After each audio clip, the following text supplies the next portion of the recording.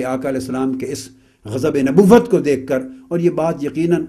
اس وجہ سے کیفیت ہوئی تھی آپ کے غضب مبارک کی کہ کچھ منافقین نے، کچھ لوگوں نے الٹی سیدھی باتیں کی تھیں، آپ کے علم پر طعنے کیے تھے۔ امام خازن نے تفسیر خازن میں اس کو بیان کیا ہے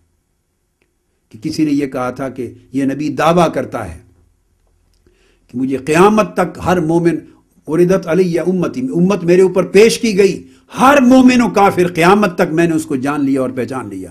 اپنی امت کے ہر مومن و کافر کو میں جانتا بھی ہوں، پہچانتا بھی ہوں قیامت تک۔ آقا علیہ السلام کے اس ارشاد پر مومنوں نے کو تانا زنی کی، اور انہوں نے کہا کہ ہم ان کے ساتھ رہتے ہیں ارد گرد، اور ہم منافق ہیں، کلمہ اوپر سے پڑھتے ہیں، اندر سے مومن نہیں، ہمیں تو یہ پہچانتے نہیں ہیں کہ کیا ہم مومن ہیں یا منافق ہیں، ہمیں جانتے نہیں، اور دعویٰ کر رہے ہیں کہ قیامت تک ہر مومن اور منافق کو جانتا ہوں۔ تو ان کی تانا زنی آقا علیہ السلام تک پہنچی۔ فرمایا ما بال اقوام طعنوا فی علمی، ان لوگوں کا کیا حشر ہوگا جو میرے علم پر تانا زنی کرتے ہیں۔ یہ اس کی بیک گراؤنڈ تھی، یہاں پر وہ بات نہیں آئی۔ دوسرے مقام پر حدیث بخاری اور مسلم میں اتنے کلمات آئے ہیں کہ کچھ ایسی باتیں کی گئیں جس سے آپ کی طبیعت مقدسہ پر ملال آیا، اور پھر آپ نے فرمایا تو لوگ رونے لگ گئے۔ وَأَكْثَرَ رسول اللہ صلی اللہ علیہ وسلم أَن يَقُولَ سَلُونِي سَلُونِي، آقا علیہ السلام بار بار فرماتے رہے پوچھ لو جو پوچھنا ہے، پوچھ لو جو پوچھنا ہے۔ فقال انس فقام الی رجل، حضرت انس بن مالک روایت کرتے ہیں پھر ایک شخص کھڑا ہو گیا، قال این مدخلی یا رسول اللہ، اس نے کھڑے ہو کے پوچھا یا رسول اللہ بتائیے میرا مرنے کے بعد ٹھکانہ کیا ہوگا؟ آپ نے فرمایا النار، دوزخ میں جاؤ گے۔ اب بعض ذہنوں میں یہ خیال آتا ہے کہ یہ جو سوال تھا بار بار کہنا، اس کا تعلق صرف قیامت کی علامات سے تھا، جو فرماتے تھے پوچھ لو جو پوچھنا ہے، لہٰذا اس حدیث کے پورے مضمون نے اس خیال کو رد کر دیا، چونکہ پوچھنے والا قیامت کی علامت کا تو پوچھ ہی نہیں رہا، وہ تو اپنا پوچھ رہا ہے کہ مرنے کے بعد میں دوزخ میں جاؤں گا یا جنت میں، وہ تو اپنے مرنے کے بعد اپنا اس کا غیبی انجام عالم غیب میں کیا ہوگا وہ پوچھ رہا ہے۔ وہ سراسر ایک امر غیب ہے، اور اس کا کوئی تعلق نہ قیامت سے ہے نہ قیامت کی علامات میں سے ہے، سوال ڈیفرنٹ ہے۔ تو آقا علیہ السلام کی مراد اگر صرف یہ ہوتی کہ بس قیامت اور قیامت کی علامات کے متعلق جو پوچھنا ہے پوچھ لو، یہ ہوتی تو اس کے سوال کو انٹرٹین نہ کرتے، فرماتے بھی نہیں میں نے تو قیامت کی علامات کے لیے تمہیں دعوت دی ہے، تم اپنے لیے پوچھ رہے ہو کہ مر کے کہاں جاؤ گے، وہ مجھے کیا معلوم، وہ تو موت کے بعد قبر کا معاملہ اللہ کو معلوم ہے۔ یہ فرماتے نہیں، اس نے سوال کیا این مدخلی یا رسول اللہ، کہاں جاؤں گا مر کر، میرا ٹھکانہ کیا ہوگا، اور آپ نے فرمایا النار، دوزخ ہوگی۔ اب دیکھ لیو حدیث متفق علیہ ہے، اس کی صحت پر بخاری مسلم دونوں متفق ہیں، اور اس میں کوئی شک و شبہ اس حدیث کی صحت پہ نہیں کیا جا سکتا۔ پھر ایک اور شخص اٹھا، فقام عبداللہ بن حذافہ، عبداللہ بن حذافہ اٹھا، اس کے نسب کے بارے میں لوگ کچھ غلط ملت بات کرتے تھے کہ یہ اپنے باپ کا نہیں ہے۔ اس نے کہا آج علم میں نبوت معجزن ہے، جوش میں ہے، تو اپنا مسئلہ بھی حل کرا لوں۔ اس نے پوچھ لیا من ابی یا رسول اللہ۔ اب اندازہ کر لیں، ایک نے سوال کیا مرنے کے بعد اس کے اپنے انجام کا، تو آقا نے وہ بتا دیا، اور دوسرے نے سوال کیا ماں کے پیٹ کے رحم کے اندر اپنی ابتدا کا۔ ایک اپنے انجام کا سوال کر رہا ہے، ایک ماں کے رحم قبر میں انجام کیا ہوگا، ایک ماں کے پیٹ میں میری ابتدا کس کے نطفے سے ہوئی۔ اب دیکھ دونوں واضح طور پہ امور غیب ہیں۔ آقا علیہ السلام نے انٹرٹین کیا،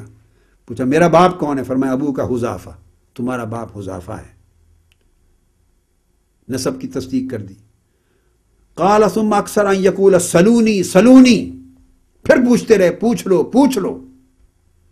جب یہ ہو گیا فبارک عمر علی رکبتیہ،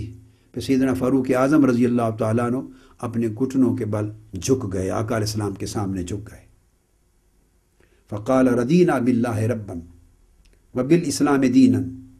وبمحمد رسولا، یا رسول اللہ ہم کو معاف کر دیجئے،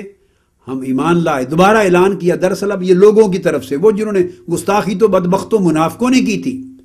مگر ایز اے ہول سب کی طرف سے درخواست کر رہے ہیں معافی کی آقا، ہم راضی ہیں، اپنے اللہ کو رب مانتے ہیں، اسلام کو دین مانتے ہیں، اور محمد صلی اللہ علیہ وسلم کو رسول مانتے ہیں۔ اب اس اعلان کا مطلب یہ تھا کہ جب آپ کو رسول مانتے ہیں تو ہمیں ہمارا یقین اور ایمان ہے کہ اللہ نے آپ کو علوم غیب سے نوازا ہے، کوئی مخفی نہیں ہے کچھ آپ سے، یہ سیدنا فاروق اعظم نے کہا۔ اب یہ حدیث، یہ تو بخاری اور مسلم کے الفاظ ہیں، اور اسی کو حافظ ابن کثیر نے تفسیر ابن کثیر میں بھی اس کو روایت کیا کہ سیدنا فاروق اعظم نہ صرف جھکے گھٹنوں کے بل، بلکہ جھک کر حضور علیہ السلام کے قدمین شریفین کو بوسہ لیا، چوما۔ تو حضور کے قدمین شریفین کو چومنا سب صحابہ کے سامنے، فاروق اعظم رضی اللہ تعالیٰ عنہ کی سنت۔ قال فسکت رسول اللہ صلی اللہ علیہ وآلہ وسلم، پھر آقا علیہ السلام خاموش ہو گئے۔ حین قال عمر ذالک۔ اب ایک تو یہ حدیث ہے، اس کے بعد دوسری حدیث وہ حضور علیہ السلام کی سیدنا عمر فاروق رضی اللہ تعالیٰ عنہ خود راوی، اور یہ حدیث صحیح بخاری کی ہے یہ بھی، اور یہ امام بخاری نے کتاب و بدء الخلق میں روایت کی، باب ما جاء فی قول اللہ تعالی والذی یبدأ الخلق ثم یعیدہ، اور حدیث کا جو نمبر ہے وہ 3020 ہے۔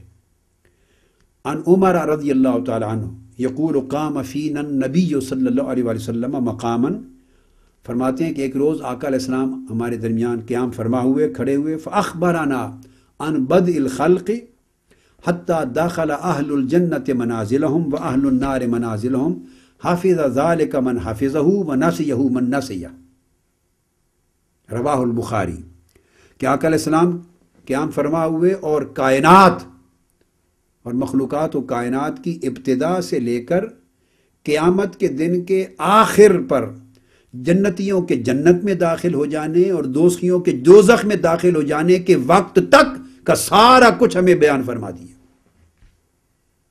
سیدنا فاروق اعظم رضی اللہ عنہ فرماتے ہیں، پر ہم میں سے جس نے اس میں سے جتنا کچھ یاد رکھا وہ اسے یاد رہا، جو بھول گیا سو بھول گیا۔ اب یہ بات، اس سے یہ پتہ چلا، اب یہ سوال اگر آپ کے ذہن میں آئے کہ ایک مجلس میں آقا علیہ السلام نے ابتدائے کائنات سے انتہائے کائنات تک اور دخول جنت و دوزخ تک سارا کچھ اتنا طویل مضمون جو سینکڑوں برس چاہیے جس کے بیان کے لیے، تو ایک لمحے میں کیسے آقا علیہ السلام نے چند گھنٹوں میں بیان فرما دیا؟ یہ بھی آقا علیہ السلام کا معجزہ ہے۔ جس نبی کو ابتدائے کائنات سے انتہائے کائنات کا علم عطا کر دیا ہے اللہ رب العزت نے، یہ علم غیب وسیع، تو وہ اس علم غیب کو ایک نشست میں بیان کرنے کی طاقت کیوں نہیں عطا کرتا؟ یہ بھی آقا علیہ السلام کا معجزہ ہے۔ جس طرح یہ طی کلام طی لسانی ہے، بہت طویل زمانوں پر محیط جو کلام ہونا تھا اس کو ایک محدود وقت میں بیان کر دینا۔ جیسے معراج کی رات طی زمانی ہوا کہ آقا علیہ السلام ایک رات کے تھوڑے سے لمحے میں مسجد حرام سے مسجد اقصیٰ تک قرآن کہتا ہے پہنچے، پھر مسجد اقصیٰ سے سدرۃ المنتہا تک، اور فوق سدرۃ المنتہا عرش، اور ثم دنا فتدلی فکان قاب قوسین او ادنا تک پہنچے اور پلٹ بھی آئے، اور وہ رات بھی نہیں بیتی تھی۔ سبحان الذی اسری بعبدہ لیلا من المسجد الحرام الى المسجد الاقصیٰ الى آخر الآیہ۔ لیلا، رات کے تھوڑے سے حصے ایک لمحے میں جب سارا سفر، تو جو ذات یہ طویل مسافت تھوڑے وقت میں کراتا ہے، وہ یہ ساری مسافت زمانی کا بیان بھی رسول کو تھوڑے وقت میں دیتا ہے۔ اس لیے حضور کے معجزات میں سے فرمایا مجھے جوامع الکلم عطا کیے گئے، یعنی چند کلمات میں آقا علیہ السلام پوری کائنات کے علوم بیان کر سکتے ہیں۔ اسی طرح یہ حدیث حضرت حذیفہ رضی اللہ تعالیٰ عنہ سے اب مروی ہے، اور یہ حدیث پھر متفق علیہ ہے جو اب بیان کر رہا ہوں حضرت حذیفہ کی۔ اسے امام بخاری نے کتاب القدر میں بیان کیا، اور امام مسلم نے کتاب الفتن میں بیان کیا، اور پھر اس کے علاوہ بہت سے دیگر ائمہ نے بھی، امام ابو داود نے بیان کیا کتاب الفتن میں، امام احمد بن حنبل نے بیان کیا، امام بزار نے بیان کیا، پھر باقی تو بہت سے ریفرنسز کی ضرورت نہیں رہتی جب حدیث متفق علیہ ہو گئی۔ حضرت حذیفہ بیان کرتے ہیں رضی اللہ تعالیٰ عنہ، قال قام فینا رسول اللہ صلی اللہ علیہ وسلم، یہ مختلف وقتوں میں ایسا ہوتا تھا کبھی کبھار، مقاماً ما ترک شیئا یکون فی مقامہ ذالک الی قیام الساعہ۔ آقا علیہ السلام ہمارے درمیان کھڑے ہوئے ایک دن، اور ابتدائے کائنات سے لے کر قیامت تک جو کچھ ہونے والا تھا، فرماتے ہیں ما ترک شیئا، قیامت تک جو کچھ وقوع پذیر ہونے والا تھا اس میں سے کچھ بھی نہ چھوڑا مگر اس کا ہمیں بیان کر دیا، الا حدث بہ، اس کا ذکر کر دیا، حافظہ من حافظہ و نسیہ من نسیہ۔ یہ حدیث بھی متفق علیہ۔ تو جو جس نے جتنا یاد رکھا یاد رہا، جو بھول گیا سو بھول گیا۔